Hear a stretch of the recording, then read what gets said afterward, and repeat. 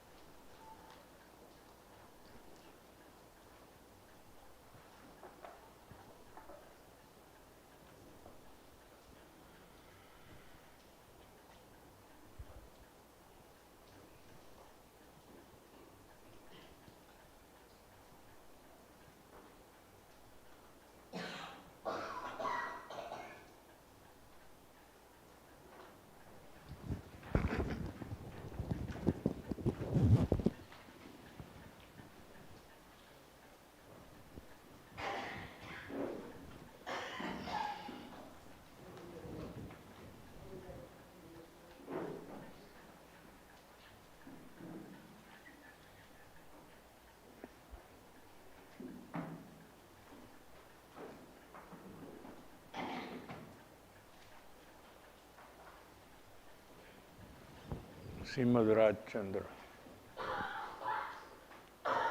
પત્રાંક 569 ચાલે છે. રાજ હૃદય ભાગ 11 299 પેજ. કોઈ પણ તથારૂપ યોગ પામીને એક ક્ષણ પણ અંતર્ભેદ જાગૃતિ થાય.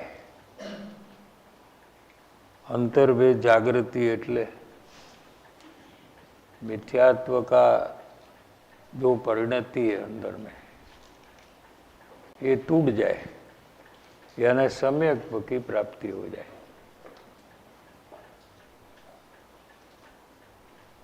तो मोक्ष दूर नहीं है.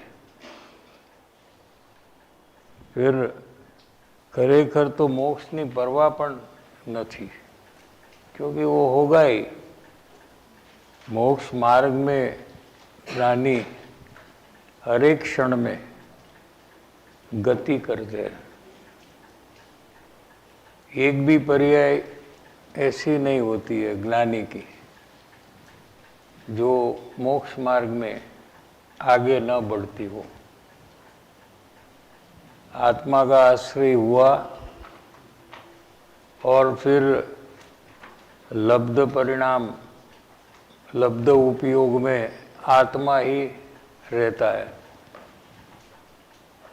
और आत्मा की मुख्यता कभी छूटती नहीं.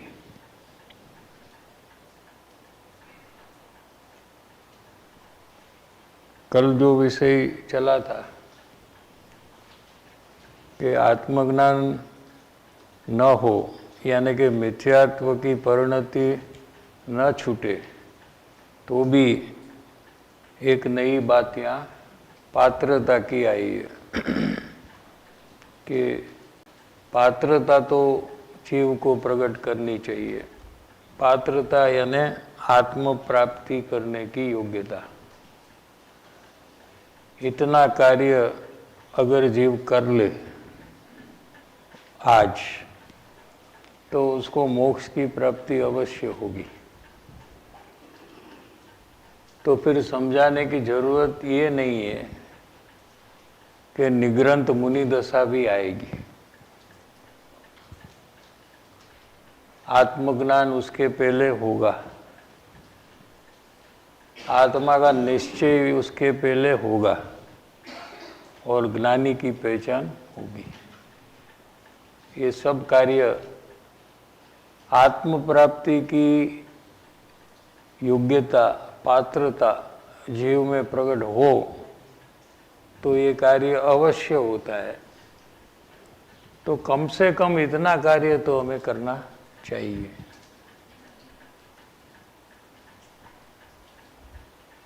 ત્રણ પ્રકારના સંકિત આત્મસિદ્ધિમાં कल लिए थे.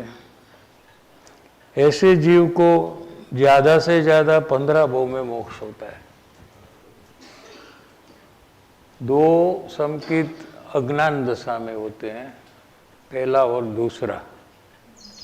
क्या तीसरा है ये ज्ञान दशा है। तो ये विषय अभी अपने को चल गया अंतर्वेद जागृति में ज्ञान दशा का। अभी उसकी कारणभूत दशा, आत्मज्ञान हो लेकिन किसको होता है कि जो अंदर में भाव वासन आत्मा का निश्चय,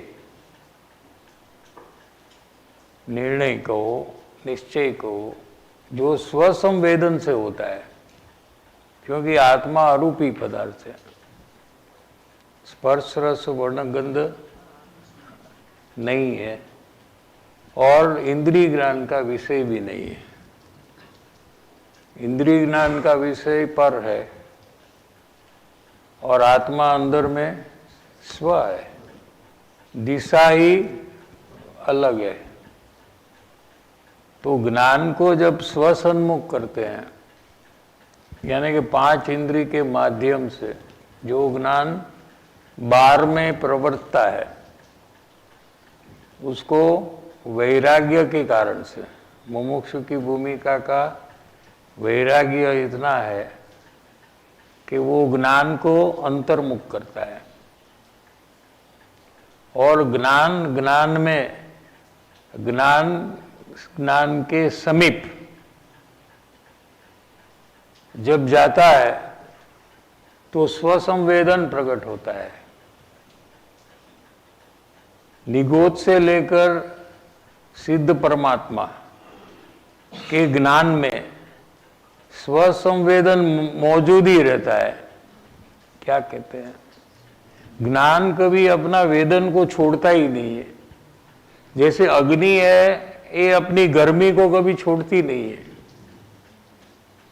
कहीं भी हो अग्नि तो गर्म ही रहेगी। इंडिया में हो कि अमेरिका में हो कि चाइना में हो कि नरक में हो, अग्नि तो गर्म ही रहती है, क्योंकि उसका स्वभाव है। ऐसे ज्ञान का स्वभाव है कि ज्ञान वेदन जो है वो वेदन स्वरूप है, अनुभूति स्वरूप है ज्ञान। निगोद के जीव का ज्ञान में भी स्वसंवेदन प्रकट है। क्या कहा, शक्ति रूप है नहीं, प्रकट है।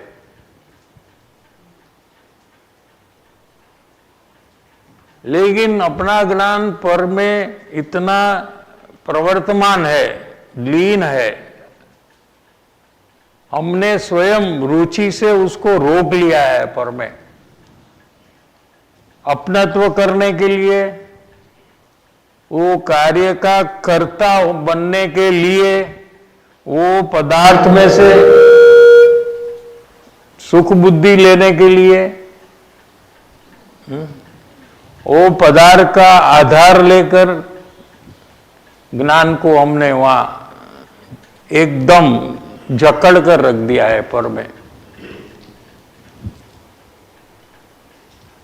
तो ज्ञान अंतर्मुख हो नहीं सकता है और ज्ञान स्वभाव में जो स्वसंवेदन है उसका अनुभवन नहीं कर सकता है। क्या फिर भी ज्ञान में तो ज्ञान वेदन सदा रहता ही है। जब जीव चाहे अंतर्मुख होकर जब ज्ञान की समीप जाता है, जो ज्ञान पर पदार्थ की समीप जाता है, आज आया ना भक्ति में ज्ञेयो में जाता है, बहुत सरस भक्ति आ जाए तो बे सरस होती भक्ति, अखो तत्व इसमें भरा है पूरा।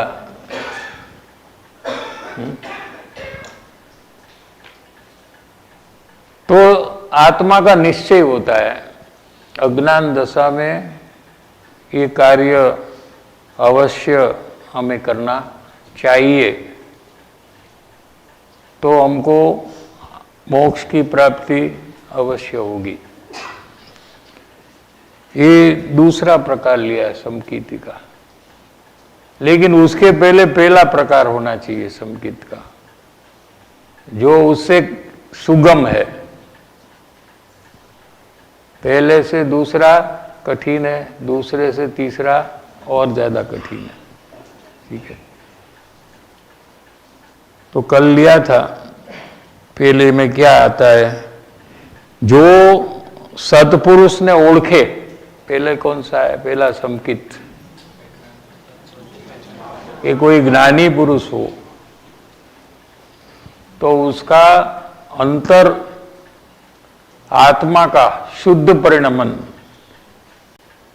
उसको अगर मुमुक्षु पकड़ सके अपने ज्ञान से, उतना ज्ञान उसका केंद्रित कर सके, क्या ज्ञान में उतनी चंचलता चली गई है उसकी। कैसे चली गई कि ज्ञान यहां वहां विचलित नहीं हो रहा है। ऐसी मुमुक्षु की भूमिका में ये डेवलपमेंट कैसे हुआ? अभी तो हम सुनते हैं तो हमारा ज्ञान कहीं चला जाता है, बाजू में कौन आया वो पता है, कौन नहीं आया ये हमको पता है, लेकिन इसमें क्या आता है वो पता नहीं है। क्या हाँ, કાલે કોણ કોણ આવ્યું હતું ને કોણ કોણ નથી આવ્યું યાદ છે? તો એ ખબર છે, પણ આમાં શું આવ્યું હતું ખબર છે? એટલે જ્ઞાન ક્યાં ગયું? આમાંથી હટીને आजूबाजूમાં इसको चंचलता कहते हैं, यानी स्वयं अपने ज्ञान को जहां चाहता है वहां रोक नहीं सकता है। समझ में आ रहा है कि नहीं? आया है सत्संग के लिए, अपना आत्महित करने के लिए, फिर भी यहां ज्ञान को रोककर पूरा समझकर अंतर्मुख कैसे होना, ये बात की जानकारी लेकर अंतर्मुख होने का काम यहाँ करना चाहिए। ऐसा नहीं है कि यहाँ सिर्फ सुनना समझना और फिर और कहीं जगह जाकर अंतर्मुख होना, ऐसा नहीं है। यही सब कार्य पूरा कर लेना चाहिए। क्या? तो उसके लिए ज्ञान एकदम यहाँ एकाग्र होना चाहिए। यहाँ वहाँ अगर ज्ञान चला गया तो वो विषय की जानकारी होगी, ये विषय की जानकारी नहीं होगी। तो प्रश्न ये चल रहा है कि ज्ञानी के शरीर को, वेश को, अंदर में रागादि परिणाम को और शास्त्र संबंधी उगाड़ को गौण कर कर क्या दिखता है, फिर भी नहीं देखते हुए, उसका नाम गौण करना। गौण करना समझ में आता है ना? हाँ, जैसे આપણને કોઈ માણસ ન ગમતો હોય, એ આવતો હોય, હા, તો આપણે શું કરીએ, એને આમ જાણે કે આપણને ખબર જ નથી આવે છે એવી રીતે કરીને નીકળી જાય, નહીતર એ ડિસ્કશનમાં આવી જાય આપણી સાથે, વાતા કરો, आपको बात नहीं करनी है, ऐसा रहता है ना आपको कभी कभी। इसको मिलना नहीं है हमको, लेकिन वो सामने से आता है तो क्या करेंगे आप? एक ही बोलो, एक ही बोलो, कोई क्या? हाँ, इग्नोर करेंगे, वो तो इंग्लिश वर्ड है, उसका भाव क्या है? हाँ, देखा हुए अनदेखा करना। दिखता तो है न, तेरा आप इग्नोर कैसे करेंगे? दिखा है लेकिन नहीं देखा है, ऐसा वर्तना। कोई हाव भाव में चेंज नहीं होना चाहिए। हंसने लग गए, उसको पता लग गया कि मेरे को देख लिया। हाँ, समझ में आया? जैसे कि कुछ भी पता नहीं है, एकदम ऐसे ही निकल जाना। वो फिर बुलाए, अरे आप हो, मुझे तो पता ही नहीं। इग्नोर शब्द का भाव क्या है पहला समझो आप।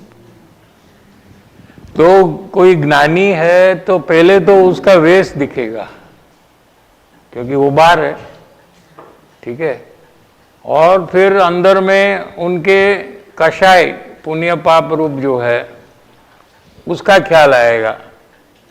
उसको भी इग्नोर करना, गौण करना, देखे हुए नहीं देखना। उसकी गिनती नहीं करना, कौन सा है, क्यों है, ये क्यों है, वो क्यों नहीं है, ये रंग का क्यों कपड़ा पहना है, सफेद क्यों नहीं पहना है, ये सब गिनती बिनती, ये डेवलपमेंट जब तक जीव का नहीं होगा तब तक वो पहचान तक नहीं पहुंच सकता है। ये कुतूल वृत्ति जो है वो खत्म हो गई है उसकी, उसको तो सिर्फ अपना काम करना है बस। तो आगे जाता है तो उनको शास्त्र संबंधी जो जानकारी है उसको भी गौण करना कि ये क्यों नहीं जानते, वो क्यों जानते हैं, इतना क्यों जानते हैं, ये क्यों नहीं कहते हैं, हाँ ये बात भूल गए, ये सब को छोड़कर, क्योंकि वो सब ज्ञानी अपना मानते ही नहीं है। जिसको वो अपना नहीं मानते उसमें आप ज्ञानी ढूंढते हैं। अगर वो उसको अपना माने तो वो अज्ञानी है। समझ में आ रहा है? ये सबको गौण कर कर फिर उसके बाद ज्ञानी का परिणमन रहता है। ये सबके पीछे ज्ञानी का परिणमन रहता है। तो वो परिणमन की जब पहचान होती है, कब होगी कि उसमें जब तक पहचान न हो तब तक ये कार्य में लगे रहते हैं, ऐसे जीव को पहचान होती है। क्या फिर उसके लिए कितना टाइम चाहिए वो हिसाब उसका निकल गया है।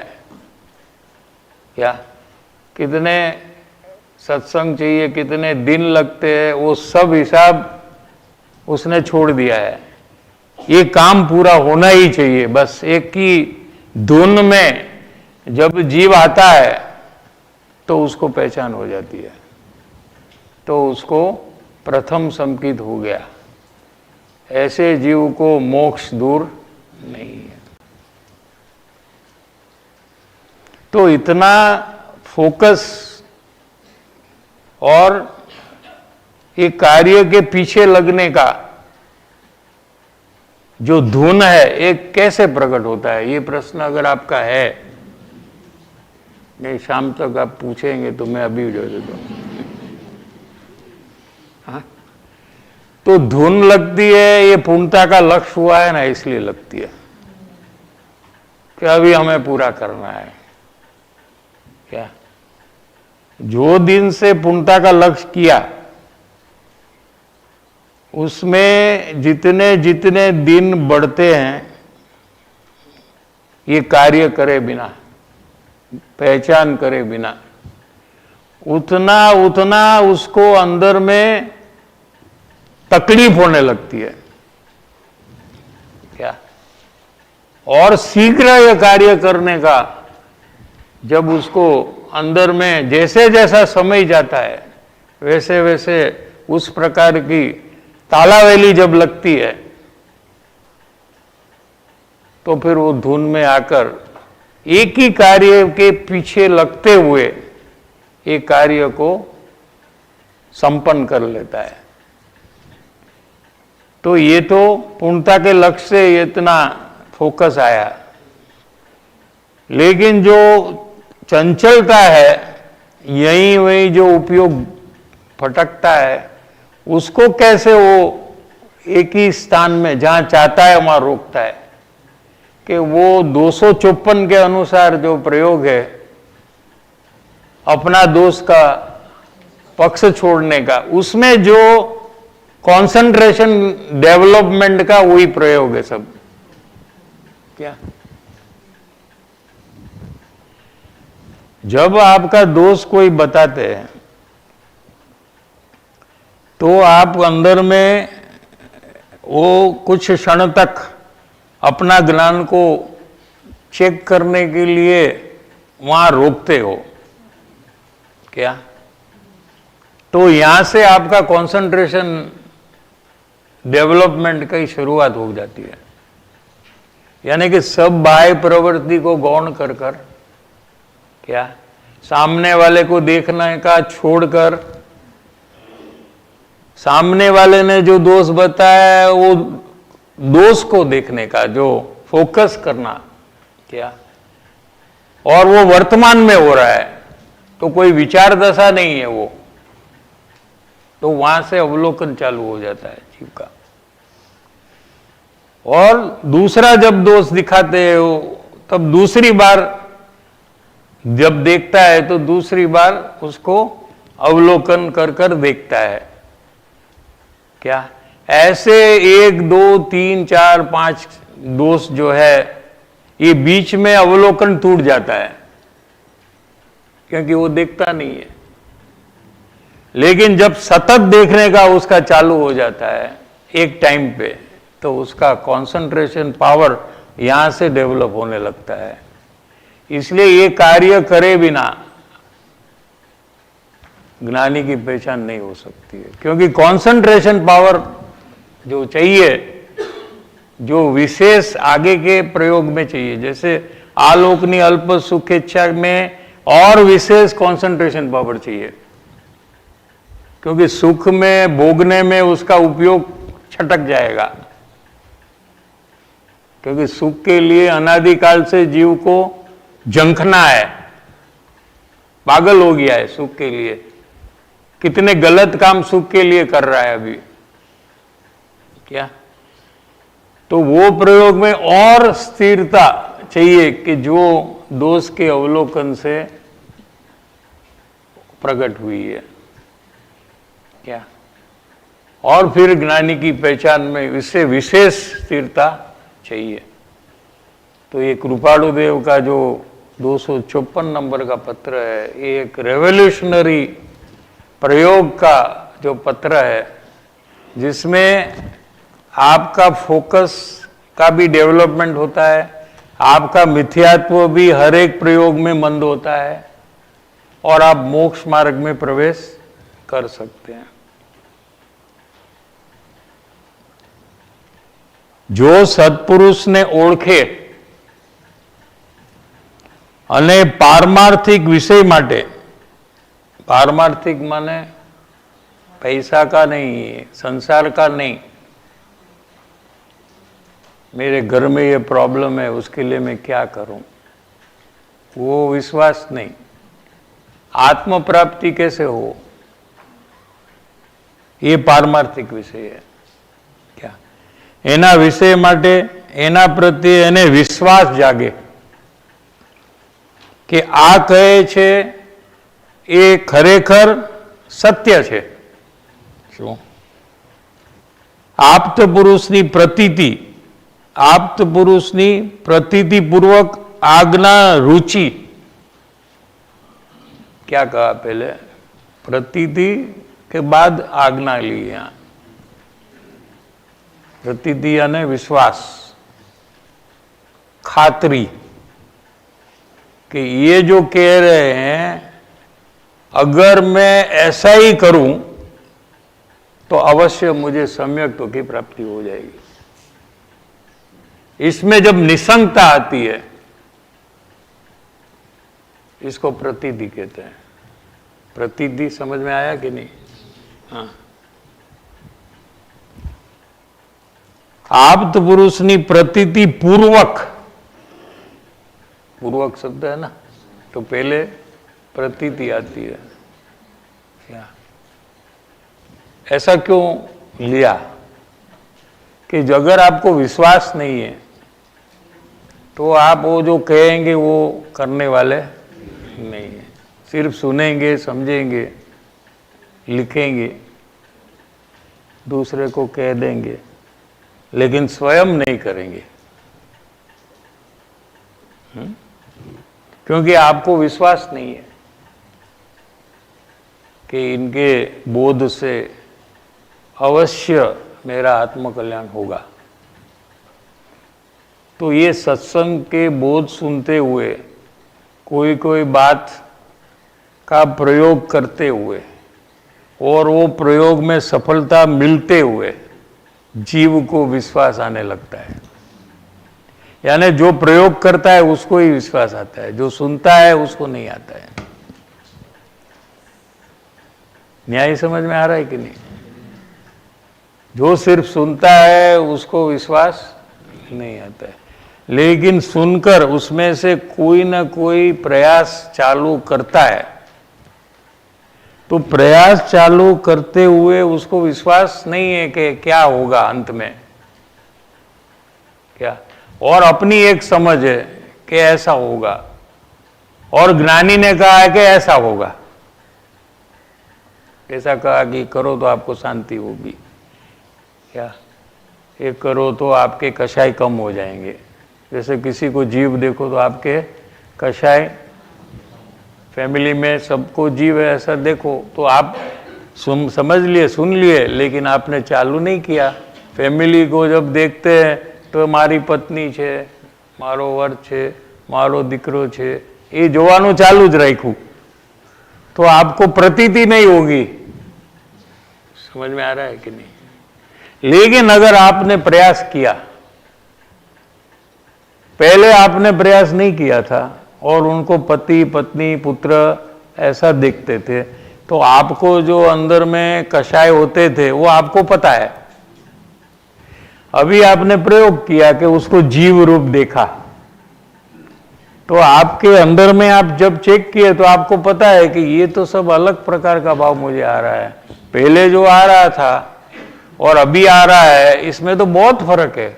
मेरी आकुलता घट गई है, हाँ, मेरे को द्वेष नहीं आ रहा है अभी इसके प्रति जो पहले आ रहा था, तो ये सब चेंज मेरे में आया है। तो कहने वाले को पता है कि क्या होगा, क्योंकि कहने वाले ने स्वयं किया है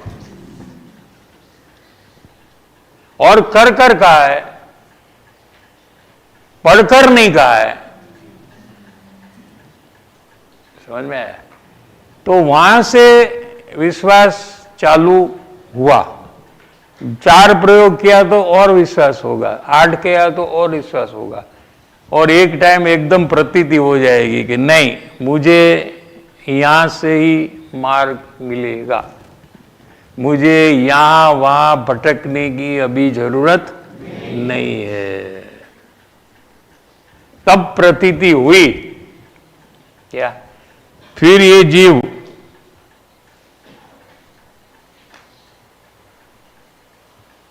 क्रॉस चेक करने के लिए बहुत अच्छा विषय है, इम्पोर्टेंट बात है कि प्रयास नहीं कर रहा है इसका मतलब उसको विश्वास नहीं।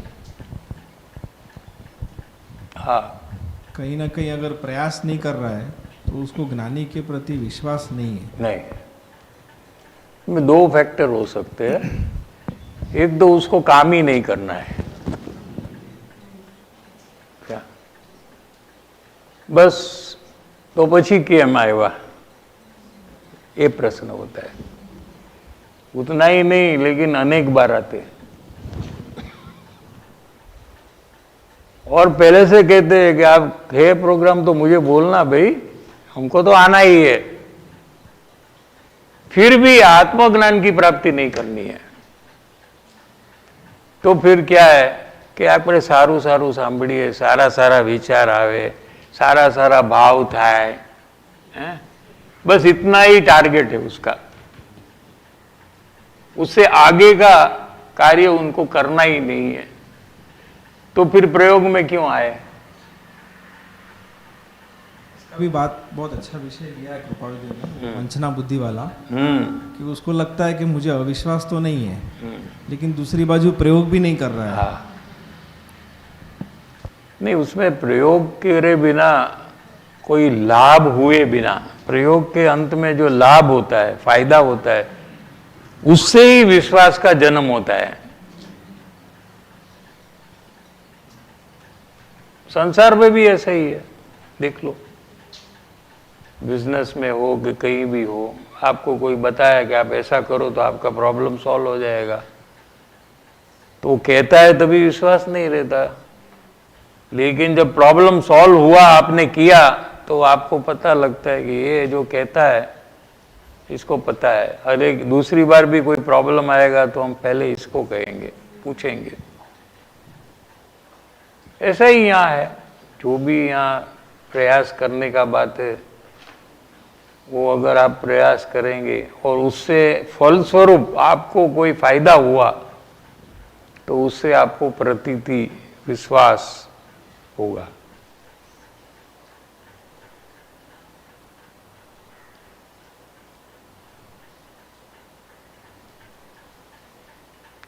प्रतीति पूर्वक आज्ञा रुचि, आज्ञा फिर रुचि लिया। आज्ञा माने वो जो कहते हैं वो आज्ञा है क्या, और उसकी रुचि, क्योंकि एक प्रयोग किया फायदा हुआ, फायदा हुआ, दो प्रयोग किया फायदा हुआ, तो रुचि आई। अभी तीसरा बोलो, चौथा बोलो, पांचवें, मेरा ये प्रॉब्लम है, मेरा ये प्रॉब्लम है। हाँ? तो रुचि पूर्वक अभी सुन रहा है, जिज्ञासा पूर्वक सुन रहा है और अम्लीकरण करने के लिए सुन रहा है। ये सब प्रकार आज्ञा रुचि में आएंगे।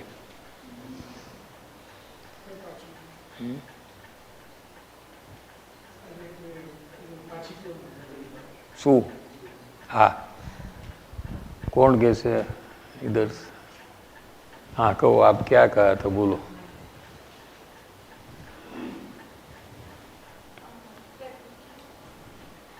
प्रतीति पूर्वक आज्ञा रुचि, तो ऐसा समझी मैं कि अब जब विश्वास आ गया है तो अब जो उनकी आज्ञा है वो करने के लिए, वो जो रुचि है उनकी, अब सिर्फ करने के लिए ही सुनना, उनकी आज्ञा पालने के लिए ही सुनता है आफ्टर विश्वास, ऐसा समझे।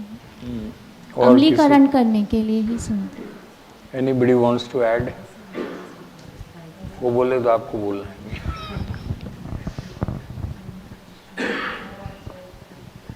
हाँ, क्या समझ में आया आपको? अप्लाई करने के लिए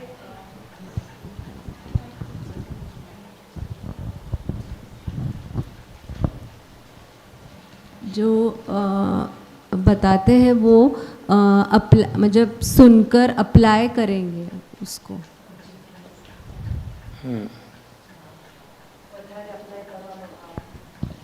તમારે બોલવું છે પાછળ ભાઈ?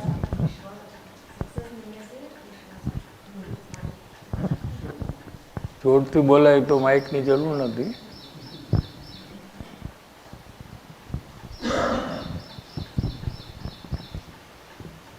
જે પ્રયોગ આવે છે, જે આજ્ઞા આવે છે એ હું એપ્લાય કરીશ, એમાં મને જે લાભ થશે, જેમ જેમ કરીશ લાભ થશે તો મને વિશ્વાસ આવશે ને આવે। यही आपका जानना है। हाँ बोलो। जैसे मैं प्रयोग करूँगा, एक आज्ञा आएगी, एक आज्ञा को मैं अप्लाई करूँगा, अप्लाई करने से उसमें मुझे कुछ ना कुछ बेनिफिट लगेगा।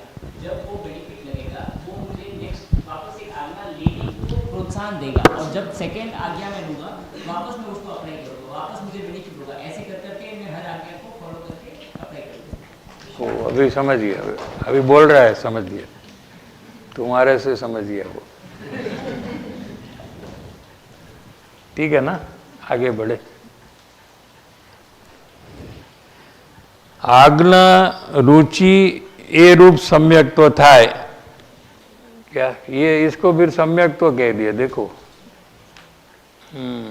रुचि है ना, हौस है, खुशी है, बोझा नहीं लगता है। हाँ?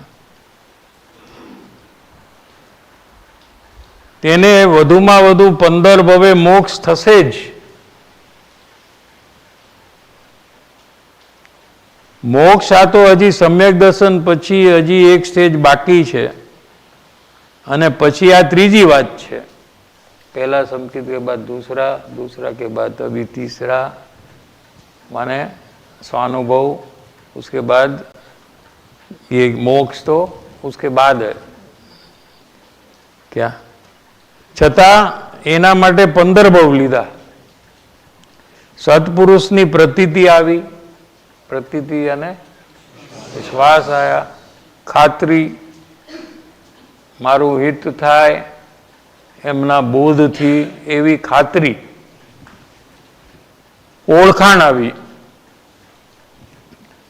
એને 15 ભાવથી વધારે નહીં એમ કૃપાળુ દેવે કહી દીધું. ये अंतर्वेद जागृति और तथा रूप जोग जब होता है तो इतना काम अंदर में चालू हो जाता है.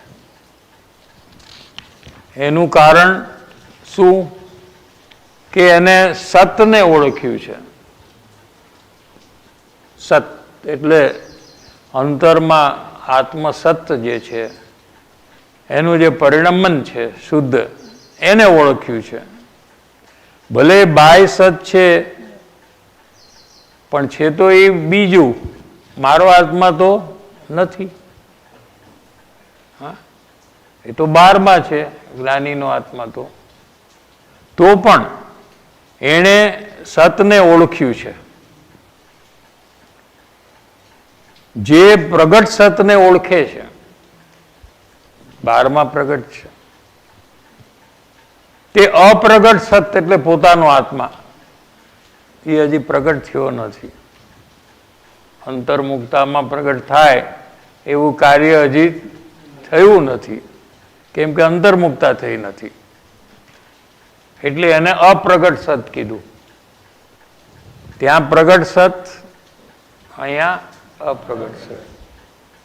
समझाई है कि नहीं?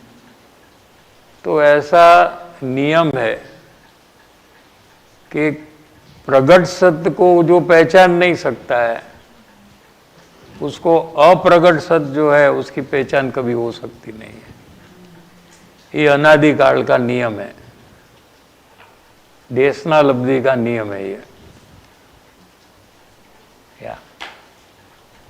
अपना ज्ञान अगर ज्ञानी पुरुष के अंतर में जो प्रगट सत है उसको निसंक रूप से पहचान नहीं सकता है, तब तक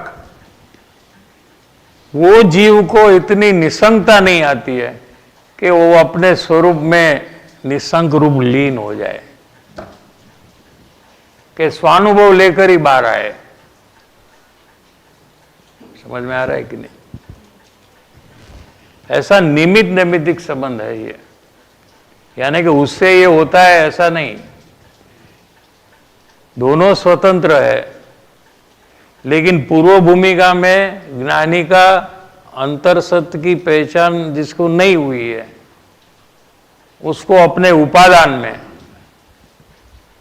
लीनता आ नहीं सकती है. જે પ્રગટ સતને ઓળખે એટલે જ્ઞાનીને જે ઓળખે એ અપ્રગટ સતને એટલે પોતાના આત્માને ઓળખ્યા વિના રહે નહીં એમ કહેવું છે. એટલે એ ઓળખી જ લેશે. એના માટે 15 ભાવ બાંધ્યા છે. अभी थोड़ा आगे से लेंगे, पेज 302 में.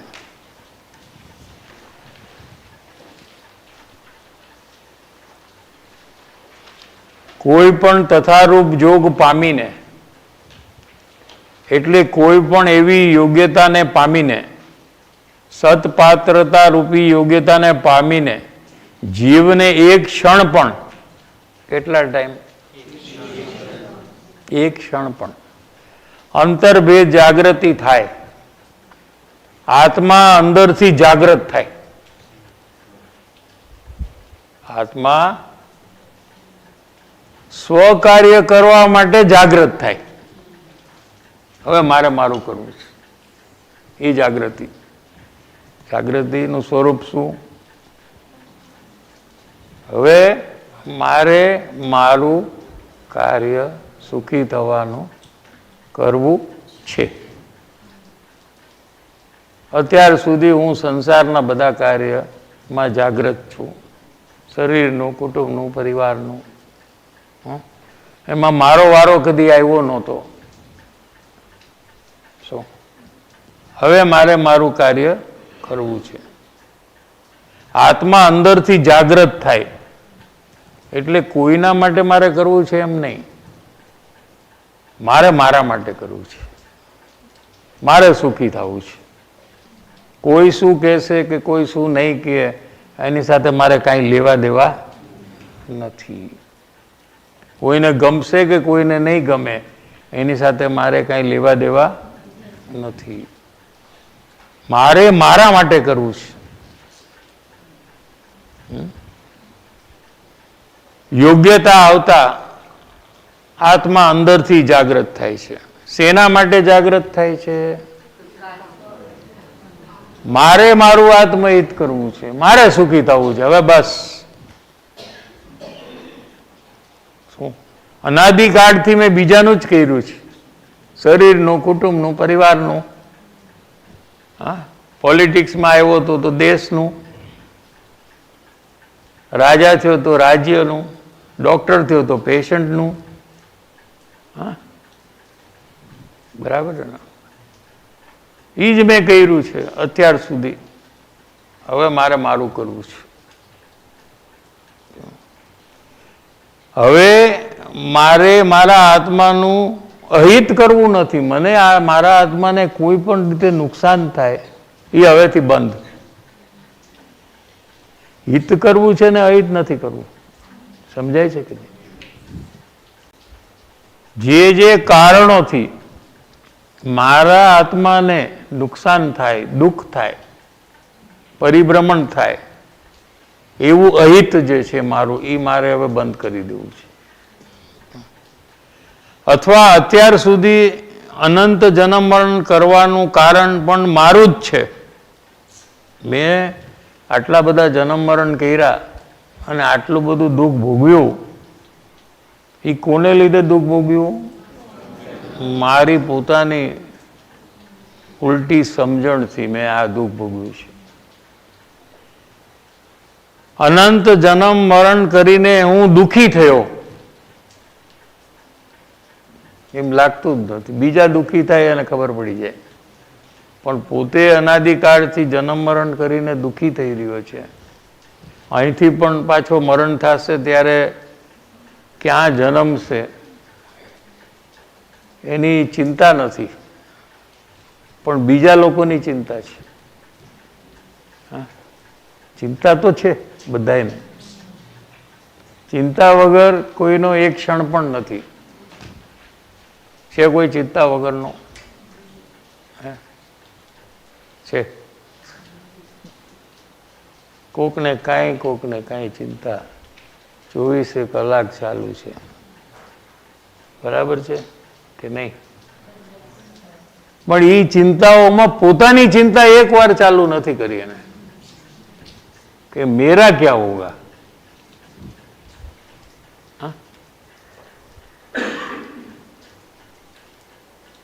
ऐसा है कि संसार में जीव चिंता से छूट नहीं सकता. संसार में रहने वाला जीव चिंता से छूट नहीं सकता. कुछ भी परिस्थिति हो लेकिन उसकी चिंता में कोई फर्क पड़ता नहीं है. क्या? अगर चिंता से बचना है, कितनी चिंता है अपने को? शरीर की, कुटुंब की, परिवार की, पैसे की, हाँ, इन्फ्लेशन की, भविष्य में क्या होगा, रोग आ गया तो क्या होगा, कैंसर हुआ तो क्या होगा, शुगर कम हो गया तो क्या होगा. उसकी चिंता कब होती? शुगर कम होता तब होती है कि अभी भी है? कब होती है? देखो, कभी भी ये चालू है, देख लो. हाँ? तो चिंता से जीव दुखी हो रहा है. बाहर में कुछ भी हो, पैसा हो, कुटुंब हो, कया गरु कुटुंब हो કે અને બધા હા લાવો શું કરવું છે, આવો તમારે શું કરવું છે, લાવો પગ દાબી દો, તમારા માથું દાબી દો. હા, બધા માનતા હોય, બધું બરાબર હોય, પણ અંદરમાં એને ચિંતાથી દુઃખ ચાલુ છે. આનું શું થશે, આનું શું થશે, આનું શું થશે. હે કે નહીં? દેખ લો આપ. तो हजारों चिंता से छूटना है किसको? तो क्या करना कि एक चिंता में आ जाओ. अपनी चिंता चालू कर दो, हजारों चिंता बंद हो जाएगी। क्यों? कि ये सबसे बड़ी चिंता है। जैसे अपने को घर में चिंता चालू है कोई ना कोई, लेकिन सडनली किसकी कल क्या हुआ, एकदम एक तबीयत खराब हो गई तो सब हमने अपनी चिंता सब छोड़ दी ना, अपना प्रॉब्लम सब एक बाजू कर दिया, इनको करो, दौड़ो, ये वो। तो क्या उसका मतलब क्या होगा? साइंस क्या हुआ कि बड़ा प्रॉब्लम आता है तो छोटी चिंता वो अपने आप गौण हो जाती है, फिर वापस वो प्रॉब्लम सॉल्व होता है तो वापस चालू हो गई। साइंस क्या हुआ कि जब बड़ा प्रॉब्लम किसको आता है तो छोटे प्रॉब्लम की चिंता अपने आप गौण हो जाती है। तो सबसे बड़ा प्रॉब्लम यह है कि हमारा परिभ्रमण हो रहा है। जिसको उसकी चिंता है उसको संसार की सब चिंता गौण हो जाएगी। संसार के चिंता के साथ जो भय है वो सब कम हो जाएंगे तुरंत, इंस्टेंट।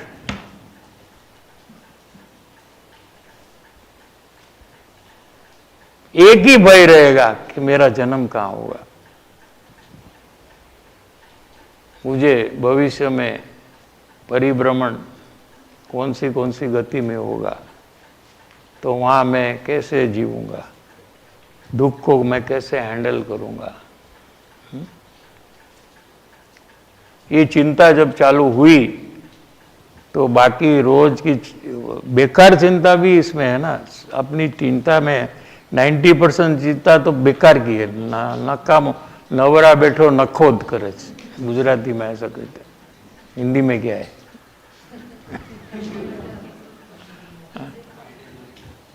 हाँ, डेविल्स वर्क हॉर्स, हाँ, आइडल में। हाँ, तो 90% अगर आपकी चिंता देखेगी ना तो एकदम यूजलेस बेकार चिंता चालू है। અને આમ કેમ કર્યું, આ કેમ આમ બોલ્યો, આ કેમ આમ બેઠો છે, એમ बेकार। एक 5-10% ही मेन चिंता रहती है क्या? तो वो भी चिंता, सब चिंता में पहले ही एक चिंता अगर हुई कि मेरा भविष्य मुझे सुखमय अभी करना है, अभी मुझे दुख नहीं भोगना है क्या?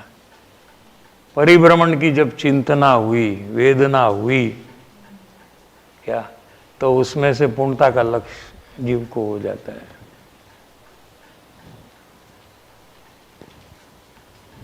टाइम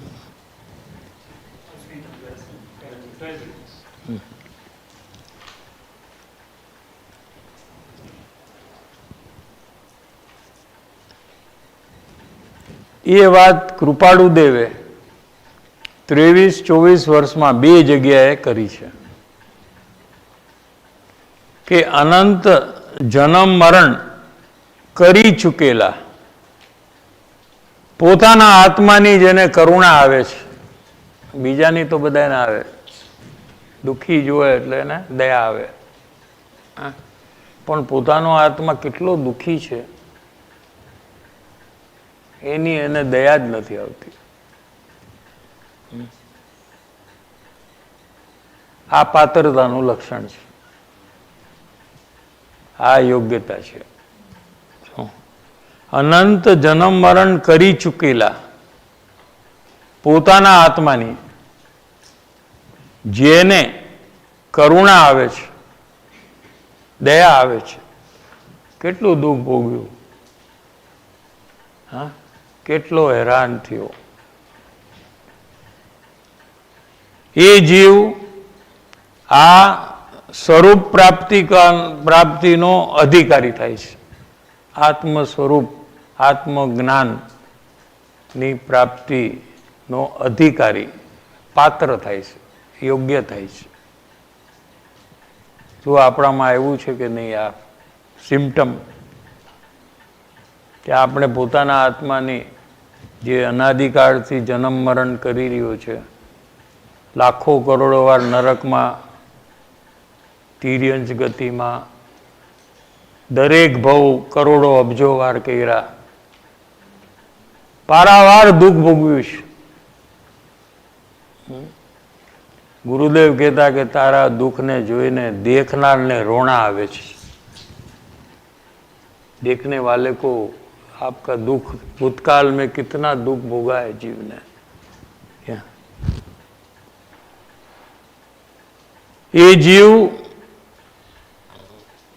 निज स्वरूप प्राप्तिनो अधिकारी થાય છે. અધિકારી શબ્દ ત્યાં લીધો છે એટલે આત્મજ્ઞાનનો અધિકારી થાય છે.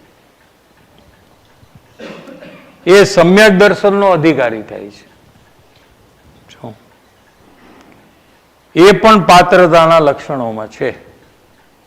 पात्रता का लक्षण अंतर्भेद जागृति का जो विषय चल रहा है कि तथारूप योग यानी अंतर में योग्यता और बाहर में ज्ञानी का योग, ऐसे काल में अगर किसी को, किसी जीव को अपने आत्मा की करुणा उत्पन्न हो जाए, अपने परिभ्रमण और दुख का भोगवटा जो किया है,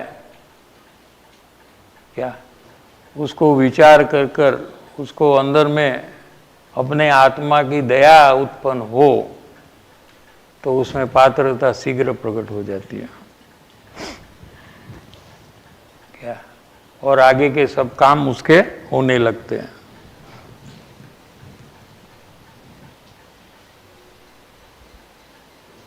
તેને મોક્ષ વિશેષ દૂર નથી. આવી આ પોતાના આત્માની જેને દયા થઈ, હૃદય અંદરથી થઈ, આમ ઉપર ઉપરથી નહીં, તો હવે એને મોક્ષ બહુ દૂર નથી. જે મોક્ષ માટે પેલા એમ લાગે કે આ તો બહુ મોટી વાત છે. મોક્ષ જબ સુનતે હમ પ્રહલે તો हमको लगता કે આ કઈ આપણું કામ નથી, આ કે આપણે થોડું કરી શકીએ. મુનિ દશામાં દીક્ષા લઈને જંગલમાં, આ બધું આપણું કામ નહીં. શું આ તો ત્યાગી હોય, યોગી હોય, બધું છોડીને જંગલમાં ચાલ્યા ગયા હોય એને મોક્ષ મળે, બરાબર ને? બાકી આપણે તો સંસારમાં રહીએ, મોજ મસ્તી કરતા હોઈએ, એ કેવી રીતે છોડી? અહીંયા પાત્રતામાં એમ કહે છે કે પાત્રતા હોય ત્યારે એને એમ લાગે કે હવે મને મોક્ષ દૂર નથી. જ્યારે એ કાર્યમાં પ્રવેશ થાય છે, એનો કાર્ય ચાલુ થાય છે, ત્યારથી એને એમ લાગે છે કે હવે હું મારું કામ કરીશ, પૂરું અવશ્ય થશે.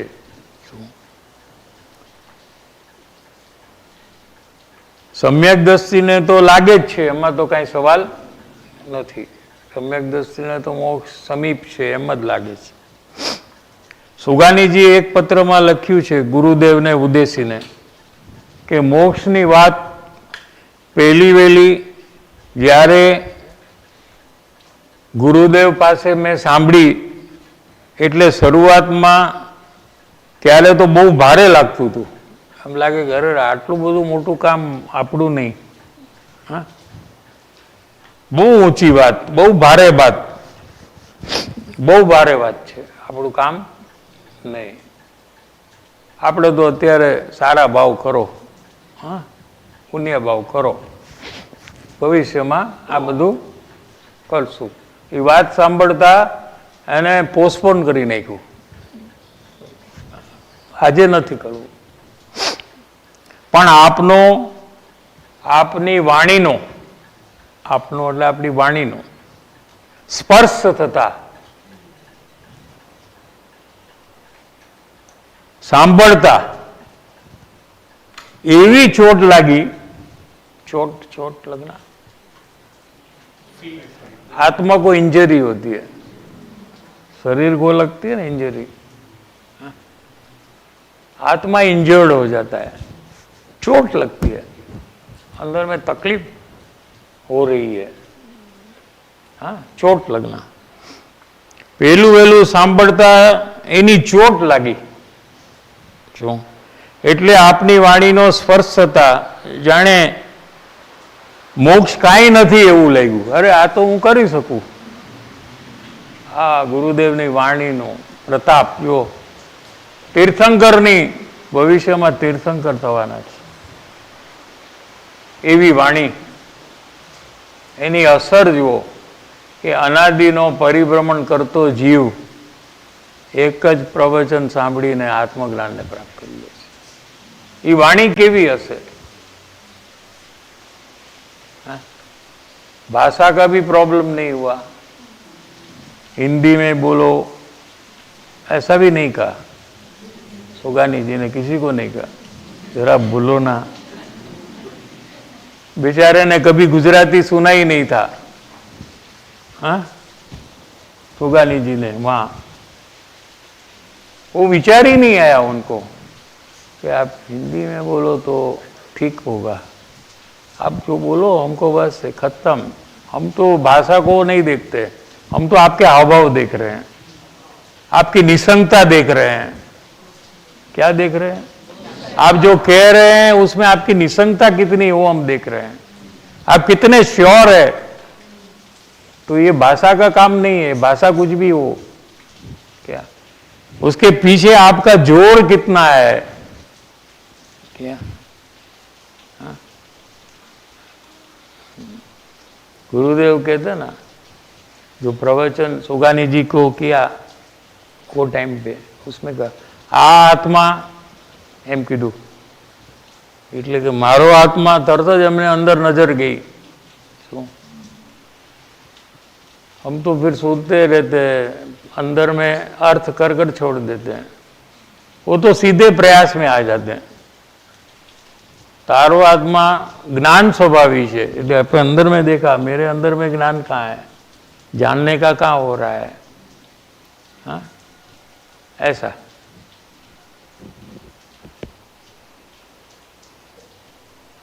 મોક્ષ એટલો બધો સરળ અને સુગમ છે એમ લાગી ગયું, એમ અમને લાગ્યું, અમને સમજાણું નહીં, हमको लग गया. क्या એ એના પરિણામ तो भगवान हूँ भगवान નું રટન કરવા લાગી ગયા.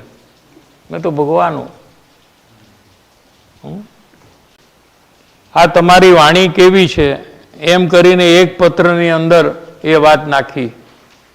એમના પત્ર ગુરુદેવ શ્રીને જે સોનગઢ મોકલતા હતા કોક મુમુક્ષુ ભાઈઓને, એમાં આ બધી વાત એમણે લખી છે. એકદમ નજીક આવી ગયા.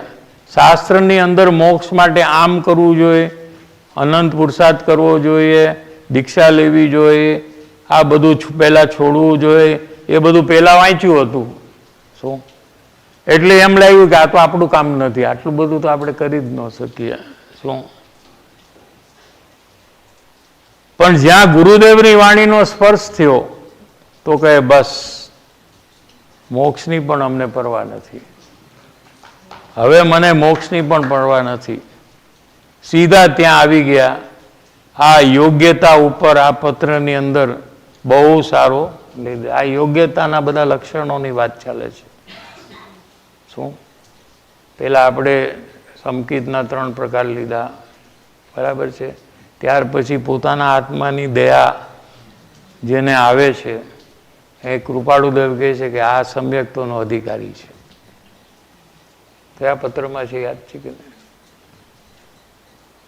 જોઈ લેવાય કોઈને પત્ર કે સમ્યક દર્શનની પાત્રતા, યોગ્યતા અથવા કોણ સમ્યક દર્શન પ્રાપ્ત કરશે ભવિષ્યમાં, કે જેને પોતાના આત્માની દયા આવે છે, જે દુઃખ ભોગવ્યું છે ભૂતકાળમાં એને કારણે જે દયા આવે છે એ પાત્ર થાય છે. તુરંત શીઘ્ર એને પાત્રતા પ્રગટે છે. અને જ્યારે જીવને મોક્ષ દૂર નથી, સમ્યક દર્શન તો હું અવશ્ય પૂરું કરીશ જ એમ જ્યાં વિશ્વાસ આવે છે ત્યારે પણ એને પાત્રતા પ્રગટ થઈ જાય છે. ટાઈમ થઈ ગયો છે.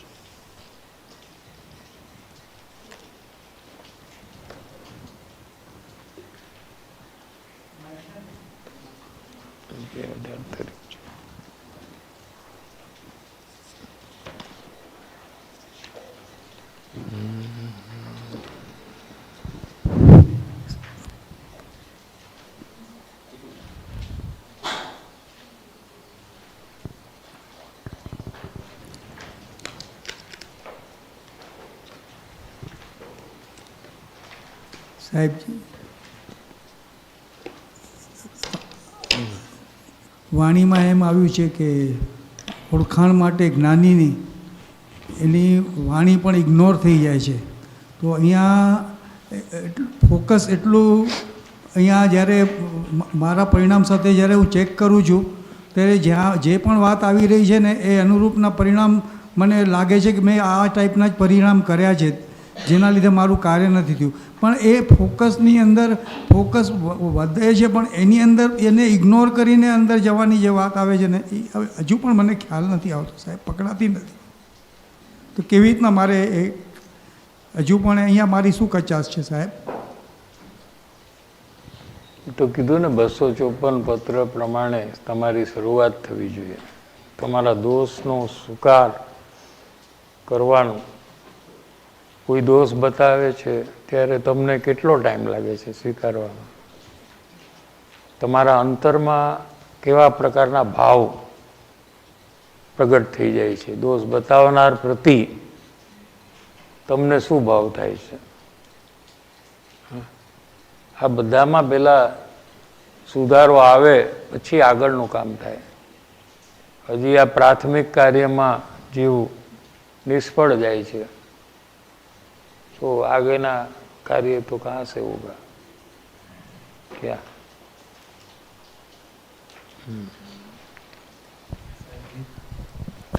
और जो आत्मा का भाववासन करने का जो कार्य है वो भेद विज्ञान करने के प्रयास में होता है या फिर उसका प्रोसेस अलग है? पहले तो भेद ज्ञान और भाववासन में प्रयास में क्या फर्क है, यही आपका प्रश्न है ना? हाँ ठीक है, अच्छा प्रश्न है.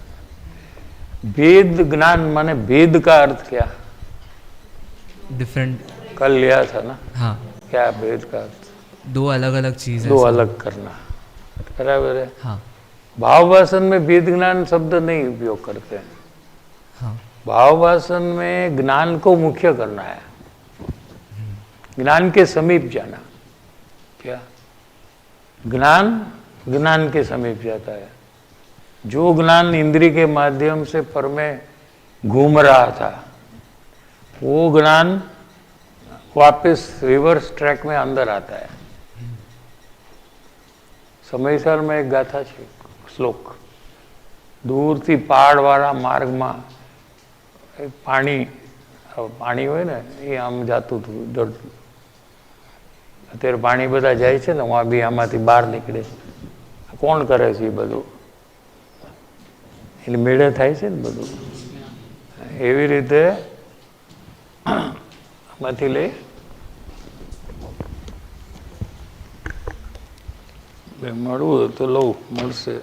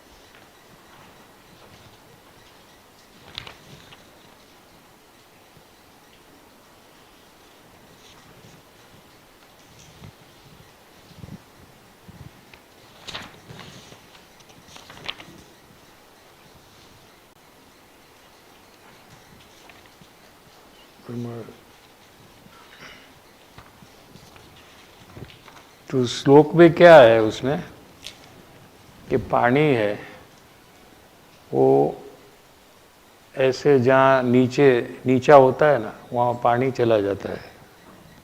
हाँ, चलते चलते चलते चलते जहाँ ऐसा कोई ऊंचा हो, पत्थर आदि या थोड़ा, तो वहाँ जाकर ये वापस आ जाता है और जहाँ से निकला है वहाँ चला जाता है. ऐसा आचार्य भगवान ने उदाहरण दिया गजब का. हाँ?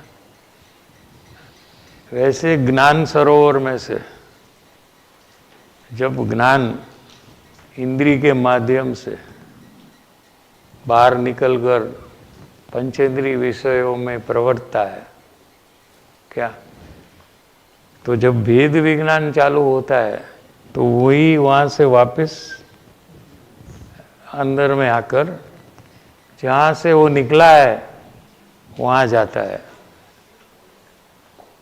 तो ज्ञान को ज्ञान के समीप ले गए तो ज्ञान में जैसे अग्नि है, उदाहरण से समझिए, दूर है, ये बिल्डिंग के बाहर में है लेकिन ग्लास से दिखता है कि वहाँ अग्नि जल रही, ठीक है, तो आपको यहाँ गर्मी लगेगी कि नहीं? तो उसमें गर्मी नहीं है, तो आपको लगती क्यों नहीं? आपको लगती नहीं है माने नहीं है ऐसा नहीं है। तो अभी आपको गर्मी का अनुभव करना है तो आपको क्या करना? करेक्ट, ठीक है ना। तो पास गए तो आप नजीक में गए, हाथ रखा वहाँ, तो आपको क्या अनुभव होगा? गर्मी, गर्मी हुआ वहाँ पे, फील हुआ गर्मी में। तो उसमें साथ में और एक पता चलता है कि अभी ये गर्मी उत्पन्न नहीं हुई, ये तो गर्मी पहले से थी, ऐसा पता चलेगा। हाँ। कि मुझे पता चला तभी तो ये गर्मी उत्पन्न हुई, ऐसा पता चलेगा?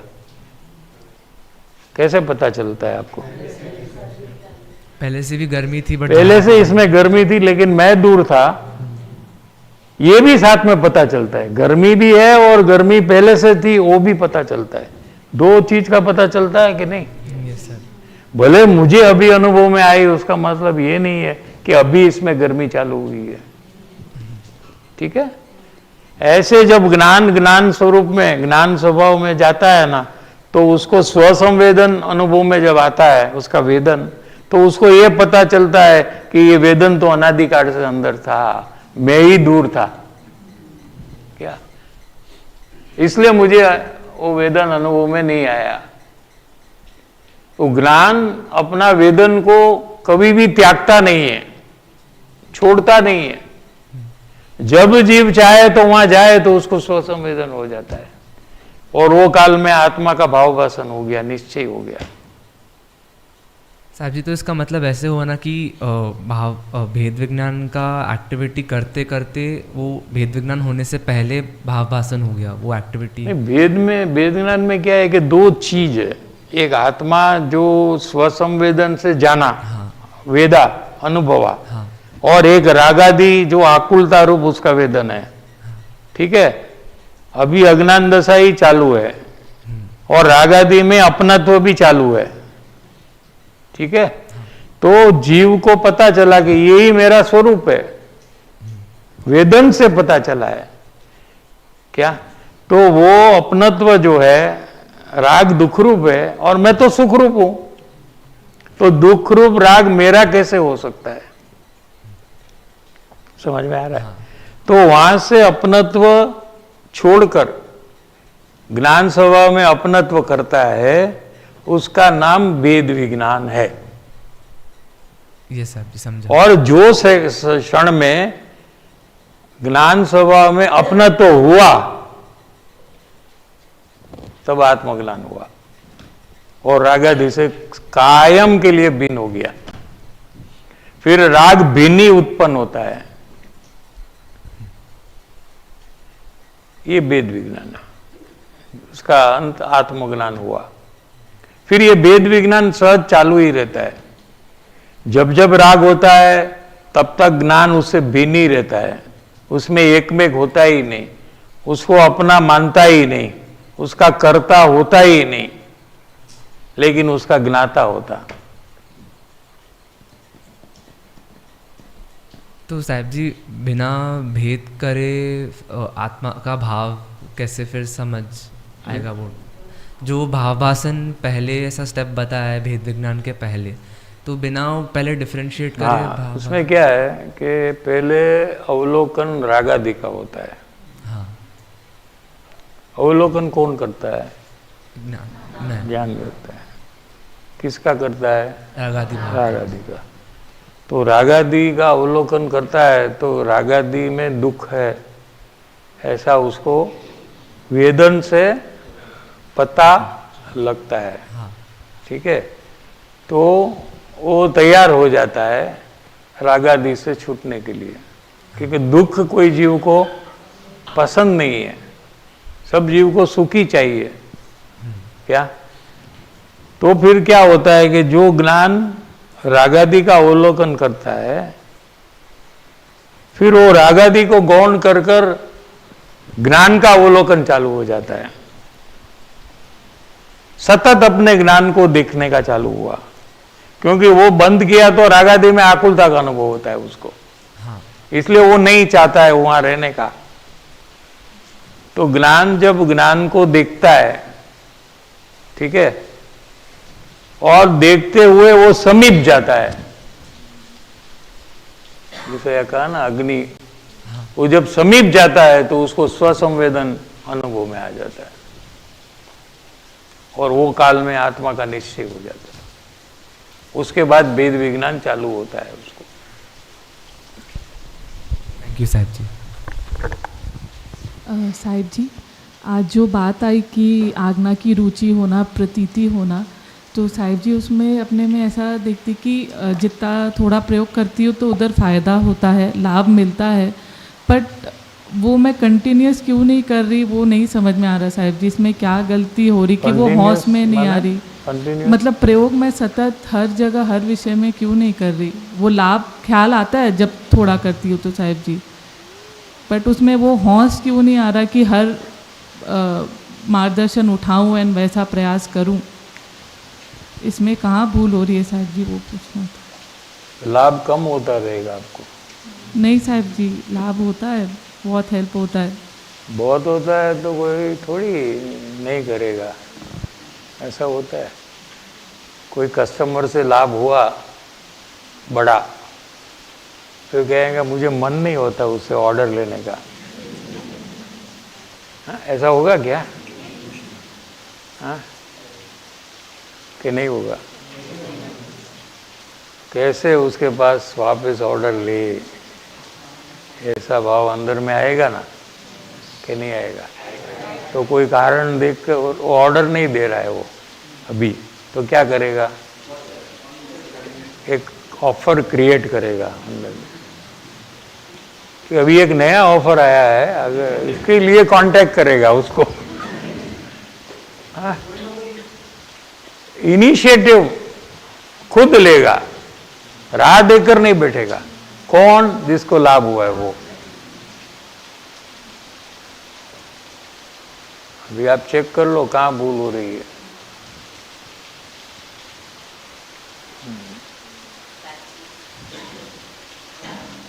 बात आई कि आज्ञा उठाना उसकी रुचि रहती है, तो एक मार्गदर्शन ऐसा आता है सत्संग में कि सबको जीव रूप देखना, फैमिली मेंबर्स को सबको जीव रूप देखना। हाँ, तो मैं देखती हूँ, ऐसा मेरा दोष ख्याल में है साहब जी आज, कि मैं वो उत्साह से नहीं कर रही हूँ पूरा अपना, मैं वो उत्साह से नहीं देखती हूँ ये वाला प्रयोग कि सबको मैं जीव रूप देखूँ। विश्वास, उत्साह नहीं है। हाँ, क्योंकि हमको पति को कैसे हम कैसे उसको जीव देखे। हाँ? तो फिर राग द्वेष हो गए ही नहीं ना हमको, वो प्रॉब्लम। हमको तो राग द्वेष के लिए ही तो हमने शादी की है। घर में ही हमको फैसिलिटी चाहिए राग द्वेष की, बाहर जाना नहीं। जब मन हो द्वेष करना पति है ना, जब मन हो राग करना पति है ना। ये राग द्वेष की फैसिलिटी है, उसको हम जीव देखेंगे तो फिर राग द्वेष कैसे करेंगे हम? ओके ना?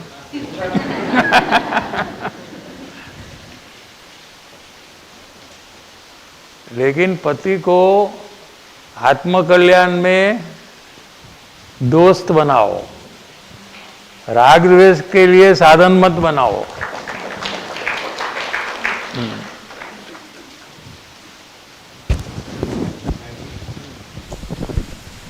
साहिब जी के लिए वो पत्नी की भी है सर, अरस परस है, आपके लिए भी। साहिब जी, जैसे आपने बताया कि ज्ञानी की आज्ञा का विश्वास मुझे तभी आएगा जब भी मैं प्रयोग में उतरूंगा एंड प्रयोग से चेक करूंगा। फायदा हुआ, देखो फायदे से ही विश्वास आता है, सुनने से समझने से कोई विश्वास नहीं आता है। लेकिन जैसा कहा वैसा करेगा, जितना करेगा उसमें उसको जितना फायदा होगा उतना ही उसको डिग्री टू डिग्री विश्वास आएगा।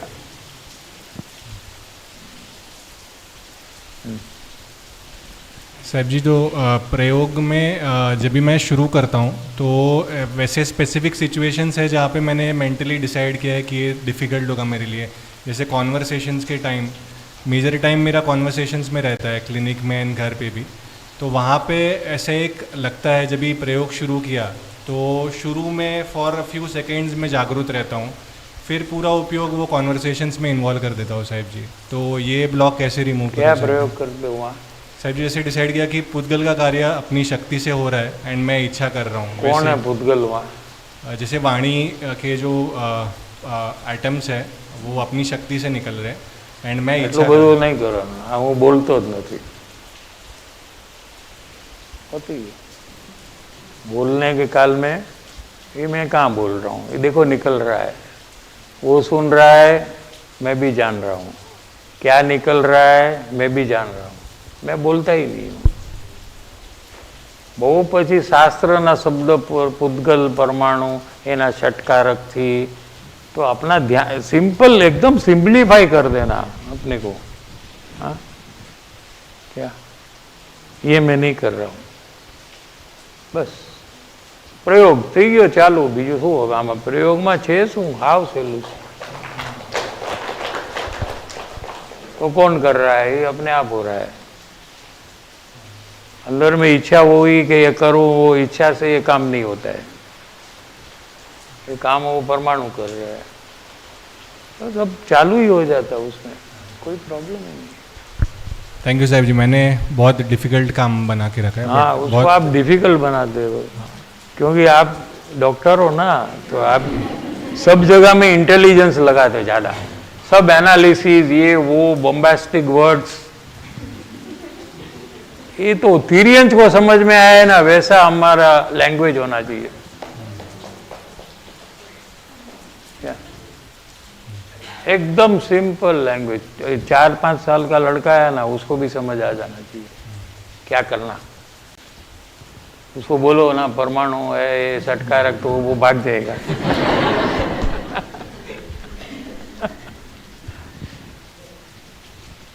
થેન્ક યુ સાહેબ જી।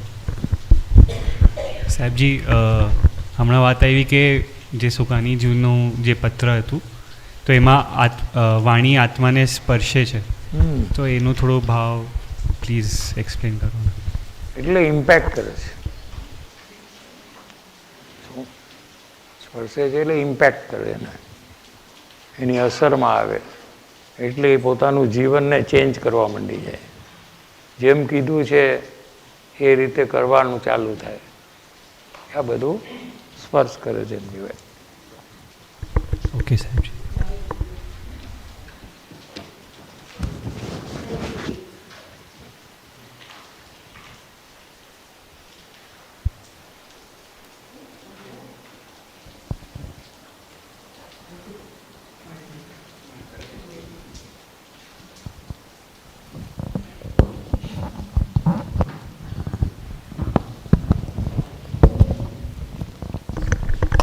ऑनलाइन प्रश्न है, 2 प्रश्न लेंगे।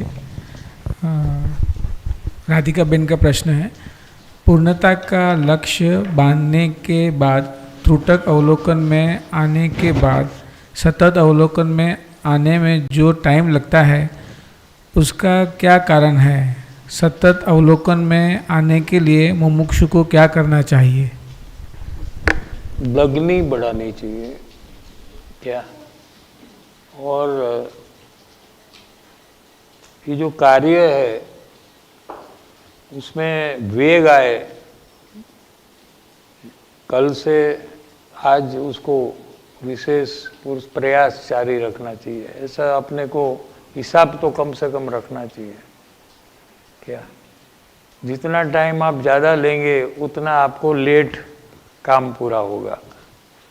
तो जल्दी कर ले क्या, तो फिर आयुष्य के अंत में अगर काम पूरा होगा तो बुढ़ापा में आत्मज्ञानी बनकर क्या फायदा होगा। अब भी कर ले तो पूरा जीवन आत्मज्ञान से, आत्मज्ञान अंदर में रहते हुए रह सकता है क्या, क्योंकि बाद में अंत में बुढ़ापा में तो कितने बार में उदयगत प्रॉब्लम सब रहते हैं, तबीयत का सबका। इसलिए जितना जल्दी हो हमें ये काम पूरा करना चाहिए क्या। और अभी जल्दी में क्या है कि जल्दी हो जाता है, बस जितना लेट होता है ना उतना ज़्यादा लेट होगा क्या, क्योंकि गलत समझ भी है साथ में अंदर में बढ़ती है। अभी ऑलरेडी जितनी आपकी गलतियाँ हैं, जैसे जैसे टाइम जाता है वैसे उसमें भी इजाफा होता है, तो उसको भी आपको एडिशनली ठीक करना, अभी जो गलती है उसको भी ठीक करना क्या। तो ये सब में जितना लेट उतना प्रॉब्लम ज़्यादा, जितना जल्दी उतना फायदा ज़्यादा। समझोगे आपका अगले भव का आयुष्य बन गया और फिर आत्मज्ञान हुआ, जैसे श्रेणी के राजा को नरक गति का आयु बंद हो गया, फिर आत्मज्ञान हुआ तो नरक में जाना पड़ा। समझ में आ रहा है। तो जब तक अगले गति का बंधन हो उसके पहले ही पूरा हो जाना चाहिए। पता नहीं है इसलिए जल्दी करना चाहिए, कब मरण होगा ये हमें पता नहीं है क्या। तो जितना ये क्या फुल टाइम इसके पीछे लग जाए, बाकी सबको अभी टाइम बीइंग गौण कर देना तो काम होगा।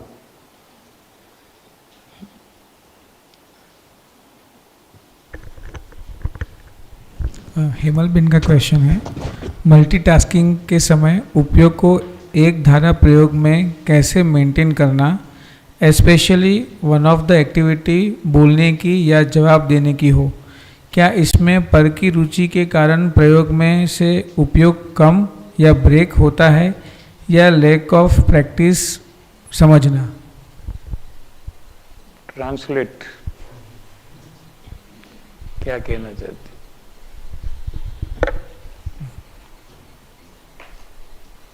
एक साथ बहुत बात निकले थे ना तो पता नहीं चलता है कि क्या है। साहब जी लिखा है कि मल्टीटास्किंग के समय उपयोग को एक धारा प्रयोग में कैसे मेंटेन करना। फिर आगे पढ़ूं साहब। मल्टीटास्किंग क्या मतलब दो तीन काम शायद एक साथ कर रहे हैं तो कोई देखो, पहले तो हम कोई काम ही नहीं कर रहे, सब काम अपने आप ही हो रहे हैं, ठीक है। हमारा उपयोग जहाँ जाता है वो काम हम करते हैं ऐसा हम मानते हैं, फिर भी हम वो काम नहीं कर सकते, ठीक है। वो ज्ञान अपने पास साधन है, उसको आप यूज करो अपने आत्मकल्याण के कार्य में। बाहर में कोई अनेक प्रकार की भले पौद्गलिक प्रवृत्ति हो क्या, लेकिन वो मैं कहाँ करता हूँ, ऐसे कर से वहाँ से थोड़ा छूटकर अपना काम में लग जाना। साहब जी उन्होंने एग्जाम्पल दिया है कि स्पेशली जब बोलने की एक्टिविटी होती है या कोई किसी को जवाब देने की एक्टिविटी होती है उसमें ये प्रॉब्लम आ रहा है उनको। वही तो कहा ना कि मैं बोलता ही नहीं, वहां से चालू करो ना, तो वहां ध्यान ही कम हो जाएगा,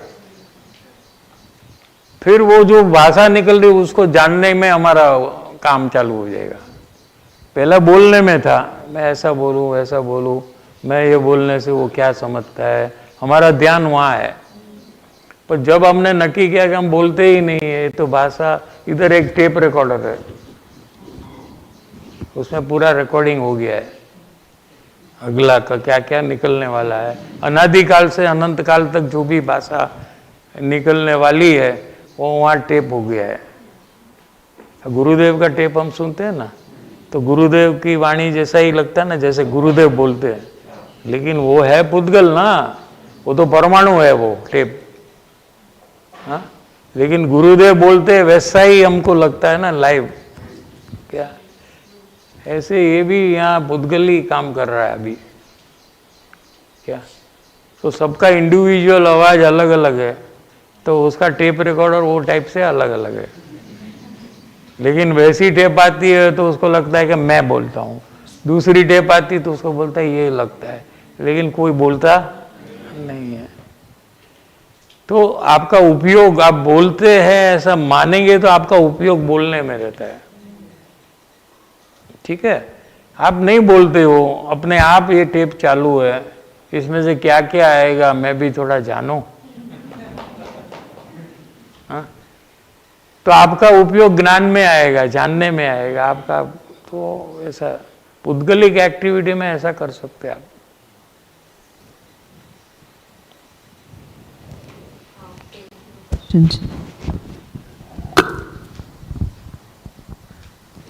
મારા પાસ્ટ દોષ અને પરિણામ જોઈને મારા પર ગુસ્સો આવે છે, એમ્બેરેસમેન્ટ થાય છે. ફ્રોમ સેલ્ફ ગુસ્સા how to come in self દયાભાવ. લાસ્ટ સમજાણું પહેલું તો મારા દોષ અને પરિણામ પહેલાના જોઈને મને મારા પોતાના પર ગુસ્સો આવે છે અને એમ્બેરેસમેન્ટ થાય છે. તો આ ગુસ્સાના ફોર્મમાંથી હું સેલ્ફ દયાભાવના ફોર્મમાં કેવી રીતે આવું? ના, એ બરાબર છે, આમાંથી જ દયા ઉત્પન્ન થશે. પોતે જે દોષ કર્યો છે એનો પોતાને ધિક્કાર આવવો જોઈએ.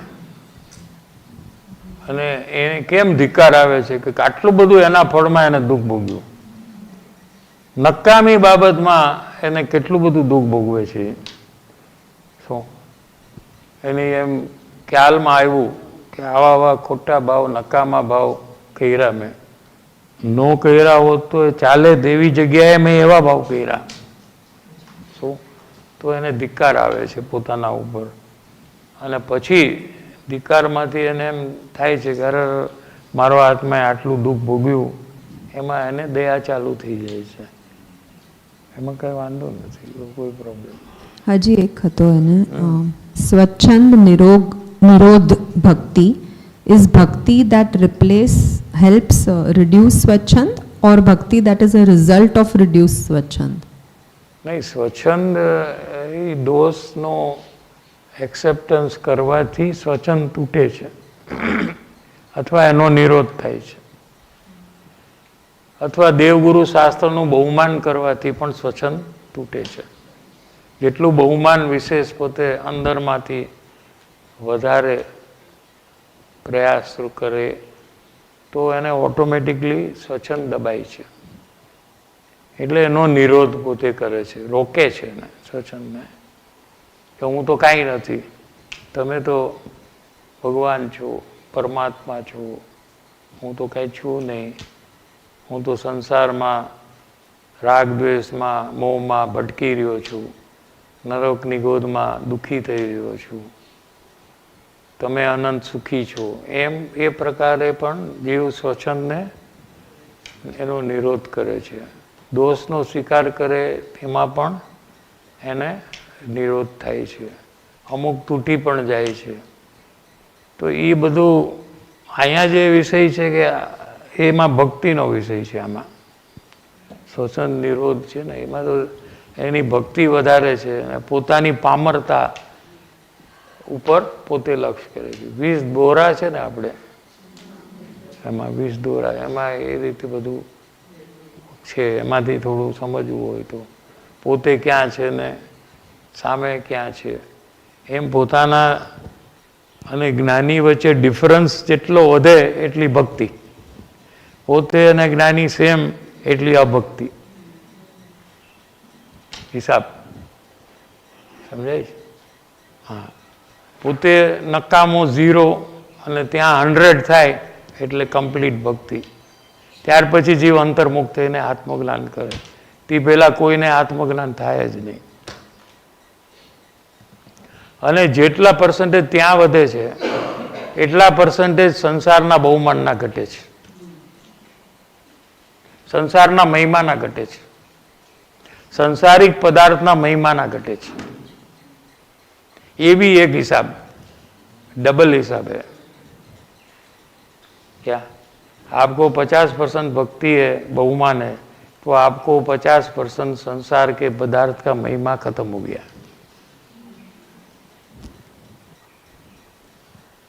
%60 यहाँ है तो वहाँ 60% गया, यहाँ 100 हुआ तो दुनिया का पूरा महिमा खत्म हो गया उसको।